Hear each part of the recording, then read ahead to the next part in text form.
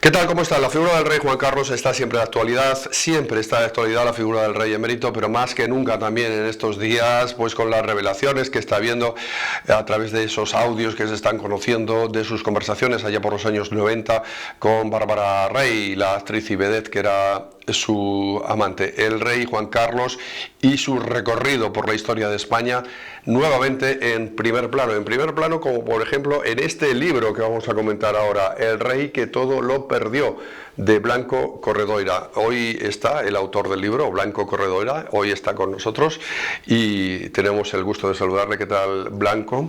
Encantado de estar en Es Diario por primera vez. Bueno, no te voy a preguntar mucho por los audios de Bárbara Rey porque entiendo que aquí hay cosas muy interesantes y no vamos a perder el poco tiempo que tenemos hablando de los audios, que ya lo hablamos en otras ocasiones. El rey que todo lo perdió. A mí ya de entrada me llama la atención el título. ¿Cuándo perdió todo el rey Juan Carlos? Sí, yo creo que lo ha perdido todo porque el rey, tras el 23F, y este libro realmente se refiere pues, básicamente desde su nacimiento hasta los años 80, es medio siglo, una crónica de España a través de don Juan Carlos. Don Juan Carlos, sobre todo a partir del 23 de febrero, contaba con el cariño y la admiración de todos los españoles.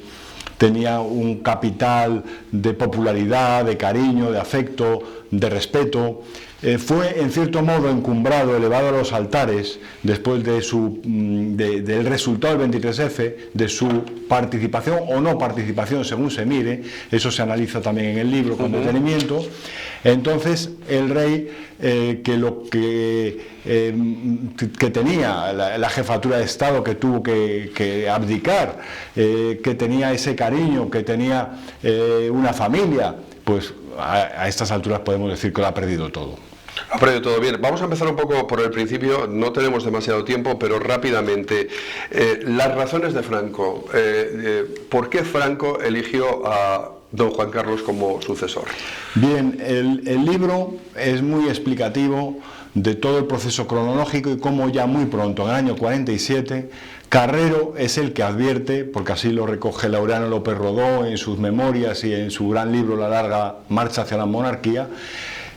Carrero es el que advierte a Franco que quizás tengan que descartar a don Juan y pensar en un niño que entonces tiene solamente 9 años para ser el futuro jefe de Estado. Hay que entender que el régimen de Franco tiene mucho de accidental, es el resultado de una guerra, tiene que administrar una victoria y asegurarla. Y desde el principio tiene la preocupación de darle un sentido histórico. En el 47 se promulga la ley de sucesión a la jefatura de Estado y es donde ya se dice que será un español de la dinastía de siempre, de más de 30 años. Esto no gustó a don Juan porque le parecía que era la monarquía electiva.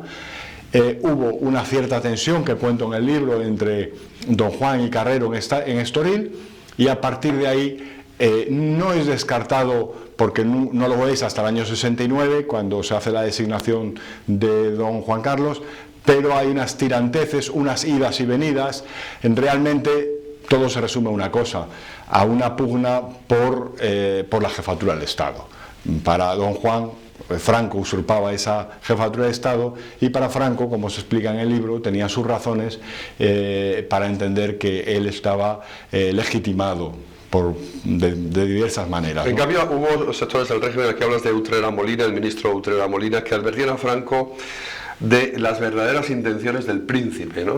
Claro, porque ¿cuáles eran esas intenciones? Don Juan Carlos tiene una evolución que se va contando, y hay casi un análisis, casi de un psicoanálisis de don Juan Carlos desde niño, que es un niño que se hace querer, tremendamente inquieto, un deportista nato, y es tutelado desde la llegada en el año 48 a Madrid al Colegio Las Jarillas, que se organiza ese colegio exprofeso para don Juan Carlos. A partir de ahí es tutelado en toda su formación superior, es una espera muy larga hasta que consigue ser designado.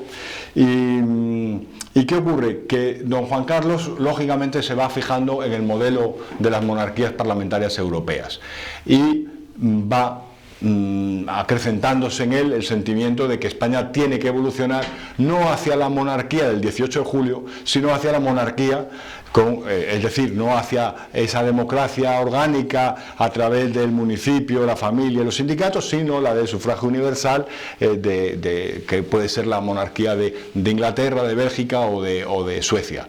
Entonces, hay un momento en que Utrera Molina le quiere advertir a Franco y le llama la atención de que él va a traer los partidos políticos y que no va a mantener el movimiento nacional. Bien, incluso hablas de, ya en la etapa ya de la actual democracia, de su relación con Adolfo Suárez. Claro, fundamental entender esta relación para entender la historia. Es muy curioso y lo sabe poca gente, la gente, claro, que se ha molestado en leer unas y otras memorias, como ensayo histórico, pues está documentando sobre todo en memorias, en biografías. Una relación con altibajos y complicada. Claro, efectivamente. Lo primero que desvelo en esta historia, y que no conoce tanta gente, es que es don Torcuato el que convence al rey de que debe ser Adolfo Suárez la persona que tiene que pilotar el cambio.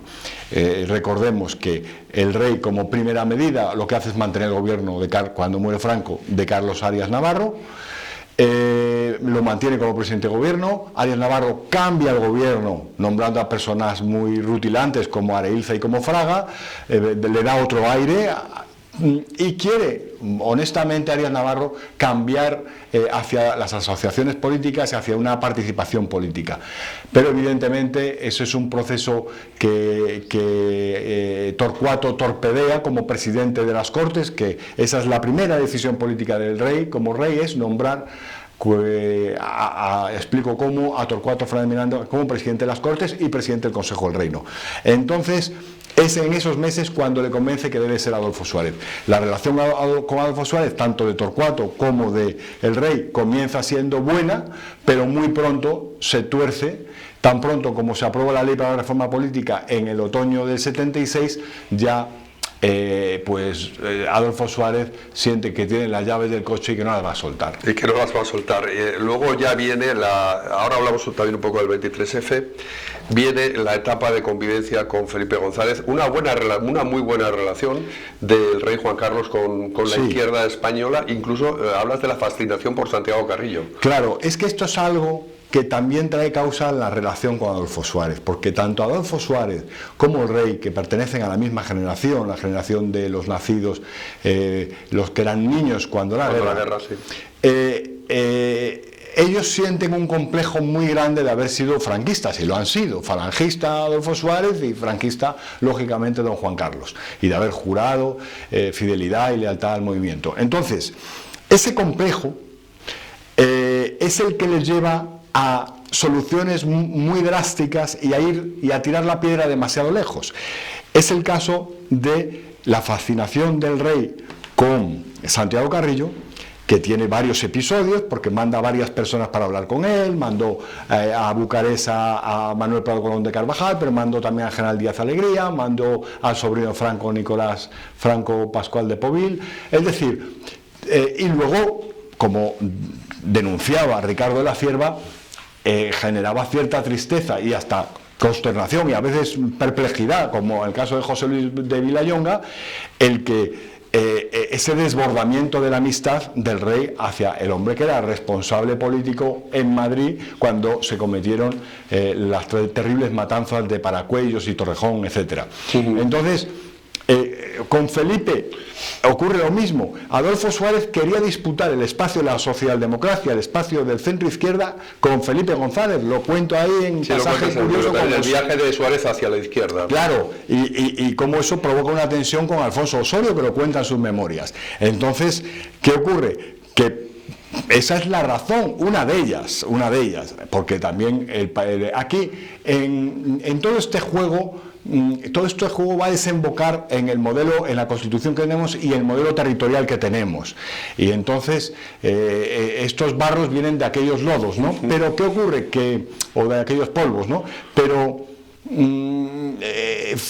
todos tienen alguna culpa, tanto la UCD apoyada por el rey como el PSOE, que es demasiado radical y plantea la autodeterminación de Cataluña, por ejemplo, de los pueblos de España, como también la personalidad de Fraga, que es una personalidad poco permeable al acuerdo y poco simpático. Entonces Adolfo Suárez se apoya en el PSOE y, como dice Emilio Romero o dice Torcuato Fernández Miranda cuando ya pega el portazo de salida, en realidad el consenso es un gobierno solapado con la oposición. Le va pidiendo a la oposición constantemente permiso, sobre todo al Partido Socialista, pero también a las minorías regionalistas, ¿no? O autonomistas, separatistas, mejor dicho. Bien, de aquello puede venir todo lo... Claro, de ahí viene todo. Dos preguntas más para terminar. Una, el 23F. Ahora otra vez se está volviendo a hablar a raíz de los audios que se están conociendo en las conversaciones con Bárbara Rey y aquello que dice del general Armada, que está callado en un pazo de Galicia. Claro, oscuros del rey Juan Carlos en el 23F. ¿Con qué versión nos quedamos? Yo me quedo con la de Jesús Palacios, que me parece el que más ha podido avanzar. Pueden aflorar todavía documentos que están bajo secreto, pero creo que no es un golpe militar. Lo primero, es un golpe del CSIC, es un golpe de la unidad operativa de medios especiales, esa la OME, que dirigía Cortina, con Calderón, que era el director general del CSIC en aquel momento.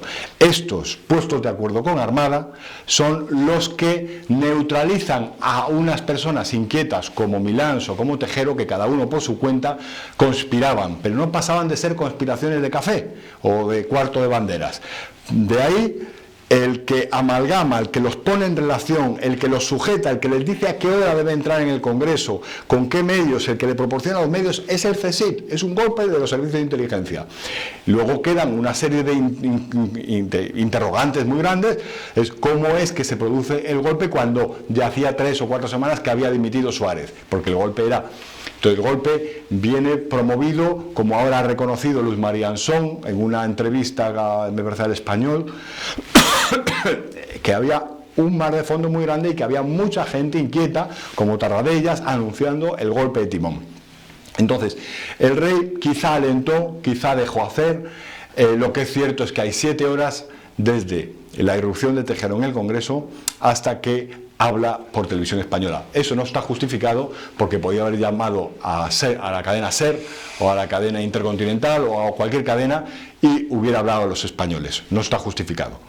Entonces se cuenta, creo, y lo digo ahí, que la cronología del golpe, minuto a minuto, hora a hora, nos da la radiografía de lo que pasó y lo que no pasó. Se pretendió que Armada llegara al Congreso y saliera de allí con un gobierno de concentración. Lo que por la personalidad de Landeino Lavilla, al que tuve ocasión de tratar, y por la naturaleza de los hechos que se dieron, los disparos, que no se estaban retransmitiendo en televisión en directo, sino por radio, se estaba grabando. Todo eso hacía imposible que la solución armada pudiera tener éxito, pero además Tejero la paró porque se sintió muy ofendido cuando Armada, al llegar a medianoche, le dijo que tenía un avión y dinero para sus hombres. Esto le escandalizó y no le dio. Última pregunta, Blanco, para concluir. La figura del rey Juan Carlos ha sido muy bien valorada durante muchos años. Ahora ya lleva unos años que está en un claro oscuro, depende de con quién hables. Tendrán que pasar otras décadas para volver a hacer un juicio de valor. ¿Cómo va a quedar finalmente el rey Juan Carlos en la historia de España? Pues el libro se fija más en su actuación política, porque tuvo unos años breves, 2 o 3 años, que tuvo funciones ejecutivas como jefe de Estado en funciones y luego ya como rey. No se fija tanto en su vida privada. La vida privada, ¿qué nos dice? Una frivolidad. Yo creo que puede pasar a la historia como Juan Carlos I, el frívolo. En su vida pública también se comportó con frivolidad. Da la sensación de que tomó las decisiones y ya inmediatamente se desentendió. Eligió a las personas que no eran las más adecuadas, las más preparadas, y consintió o se le fue de las manos, entre él y Suárez se le fue de las manos el invento autonómico y la desintegración de España. Yo le hago más responsable por eso que por los líos de faldas y otras cuestiones, pero creo que la historia va a ser quizá cruel con él, no me cabe duda. Blanco Corredoira, gracias por haber estado con nosotros. Muchas gracias. Gracias por haber presentado aquí en Es Diario este libro, El rey que todo lo perdió. Un repaso al recorrido por la historia del rey Juan Carlos I, del rey emérito, ahora de nuevo otra vez en plena actualidad también a raíz de los audios que se están conociendo y sus conversaciones privadas con su amante Bárbara Rey. Seguimos conectados, Es Diario, Es Noticia.